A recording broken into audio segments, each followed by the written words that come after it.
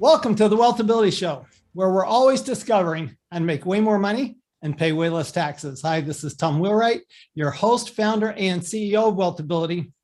We have a generation of young people that is unlike any generation before. So how do we work with them? What can we do? What are the issues going on there? We have an expert with us. We totally an expert. Jeremy Adams has written a brilliant new book about this generation, hollowed out a warning about America's next generation. I've been a public school teacher for 24 years. I've also taught at a university for 15 years. And because I, for some reason, have a penchant for self-loathing, I decided to start writing 10 to 15 years ago about these issues. What do you mean by hollowed out, and what group of people are you referring to?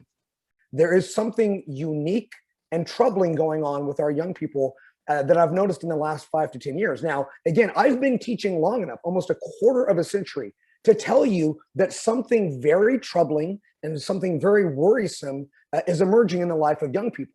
And just to kind of distill it all down, the things that make our lives worth living, the connections to our families, to our country, the idea of having marriage and family, reading, learning, all of these things that fill in the human soul and give us a sense of purpose, they're not there for these young people today. They are literally hollowed out of these connections. Our young people are not like young people from the past. They are uniquely miserable. If you look at the rates of suicide in the last 10 years, they've gone up, Tom, by over 60%. If you look at the rates of self-harm, of suicide, it's gone up as well. So suicide, self-harm, isolation, loneliness, the way that young people look at religion, the way they look at family life, the way they look at their country, their financial literacy is all historically low. So this is not like any other generation before us, and we need to get a handle on it. In your opinion, in your research, why is this? Why is this generation so different from the preceding generations? It's kind of a chicken or an egg. Is it social media? Is it the loss of religion? Is it a kind of postmodern relativism that tells everybody that they're the center of the universe and that the only way to reach happiness and fulfillment is to only worry about yourself? I think all of these things are happening concurrently at the same time. What's interesting is this book was written before the pandemic, and these problems are being accelerated and amplified in everything that I'm seeing as they've come back to school. How are you seeing this manifest outside of the obvious statistics of self-harm, depression, et cetera? But when you look at the school kids, how do you see this manifesting itself? Imagine when there were 2 or 3 minutes at the end of the period. The teacher would say, okay, everybody put your stuff away and just don't get too rowdy. What would we do? Well, we'd talk, we'd flirt, we'd gossip, we'd run around the classroom a little bit. If you went to high school parties, they were loud and rambunctious. And what's scary, what's terrifying to me, and I guarantee all of the teachers out there who listen to this podcast are going to nod their heads when they listen to it, silence. When you give kids time to do whatever they want to do, they don't talk, they don't engage, they get on their phones and they self-medicate. And what's interesting I've noticed is young people don't date, they don't go to football games, they don't go to the movies.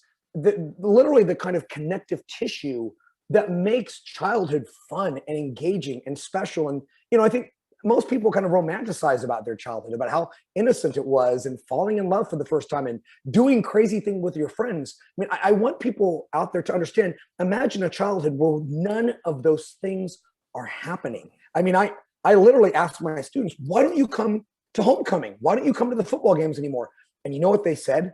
They said, oh, well, we still socialize. We still hang out with our friends. We just do it at home by ourselves. My first question for you is, what are they trying to escape? They will admit that, look, it's just very messy. Like, the actual in-person engagement, when you go to a football game, you don't know who you're going to encounter. Are you going to see a teacher there? Are you going to see the parent of the girl you're trying to date, right? Or you're flirting with? How do we deal with all of these messy, ambiguous social situations? And I found that, we all remember how awkward it is, right? To go into a room where you don't know anybody. And because of their devices, they can talk to who they want to talk to. They can do the things they want to do without dealing with the messiness of human relationships. 1 in 5 millennials say that they don't have a good friend in the entire world. Half of all 18 to 34-year-olds, I mean, those are the kids that I teach now and the people I've been teaching for the last 15 years, half of them don't have a romantic partner. And they say it's because they just don't know how to handle that kind of a commitment. I mean, consider that. Family, love, friendship, going out, it's not there for a lot of young people. What do we do to help these kids and get them, allow them to be messy, allow them to make mistakes, allow them to get in and get their hands dirty? It's interesting when I follow my older students, my students who are now in their early 30s, I notice that a lot of them in the wake of the pandemic, they don't want to go back to work. They don't want to go back to the office. And my wife is an attorney. One of my best friends is an investment banker in Chicago, and they're just pulling out their hair because they're trying to get these people in their, these millennials and these Gen Zers to understand, look, it's really hard to mentor you if you're not in the office with me. It's exactly what you're talking about, that there's a kind of organic joy that you get of being in the same room. And I'll be honest, Tom, I would much rather be in a studio with you right now doing this, right? I think that, not that I'm not enjoying this, I'm enjoying this very much, but I think there's a vibe. I think there's an energy that it's hard to describe to people who've never experienced it. How important is it to get people in the same room? One of the things that I think would really surprise most people who who aren't teachers is the extent to which young people today live their lives completely detached from adults, adult values, adult expectations, adult relationships. When you live your life with, maybe a single parent who's working 3 jobs, in the last year and a half, you haven't been around your teachers.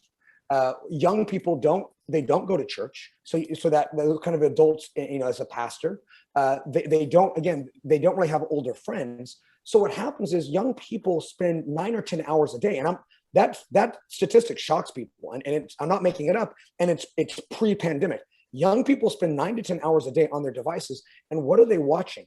They're watching other kids and what young people think and what young people say. So that lack of connective tissue to adults, I would argue, if I could change one thing, it's the fact that young people today don't have those adult role models in their life. And I would argue, and I know that you agree with me here, that we all, as human beings, we learn by the examples in front of us. Young people are going to absorb values. Some people say, well, they don't have any values. Yes, they do. They're just not the values that are going to lead them on a path of success. And so you have got to put yourself in the actual physical space, the emotional space, the intellectual space. And as a civics teacher, I would tell you the political space of young people today. If you had a magic wand, what would that online education be? Now, granted, we want the, in-person education, but what would that online education look like that it's different than what's available today?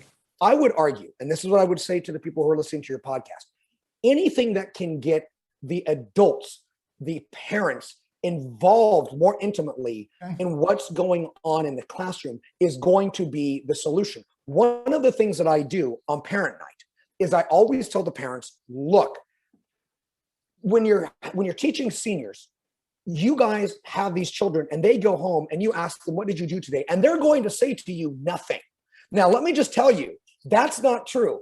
I'm teaching hard every single day, but they're 17 or 18. They don't want you involved in their schooling. But let me tell you something. When they were kindergartners, you knew that they needed you to do well. But let me tell you something. They still need you. So I always invite parents, come into my classroom, watch what we do. Don't tell your student, by the way, just show up one day. It's really funny to watch them because they walk in and mom or dad are there. So do that from a technological standpoint. Get the parents into the classrooms. That's what's going to be the solution. Final words, 2 or 3 things that you think top of your mind people can do to help the young people connect better. Make sure with your workers, put yourself in their space. And that is so essential for doing. And one of the things that I would do that, when I look at my former students who are doing so well, one of the things that I noticed is my best former students were not the ones who necessarily got the 98% in the class. They're not always the A student. Right. What I've noticed is that my best former students in the marketplace are kids who never expected things to be easy. The book is Hollowed Out, Jeremy Adams. Jeremy, thank you so much. Where can people get more of you? Absolutely. First of all, you can get the book pretty much anywhere. Go to Amazon, go to Barnes & Noble, go to your local bookshop. It's pretty much anywhere. But as far as me, you can follow me at Twitter. I know I just said we should get rid of Twitter, but you can follow me at Jeremy Adams 6, Jeremy Adams 6. And I'm also on Instagram at Jeremy S. Adams 1976. I don't overwhelm stupid with silly posts and minutia. I only post about interesting things every now and then. So please give me a follow and please buy the book. Awesome. Thank you so much. And I echo that. We need to connect with each other. We need to connect with people. We need to connect with our employees. And I love the idea that we need to connect intergenerationally. And when we do, and we really get back to connection, my opinion is we're always going to make way more money and pay way less tax. We'll see you next time. You've been listening to the Wealth Ability Show with Tom Wheelwright. Way more money, way less taxes. To learn more, go to wealthability.com.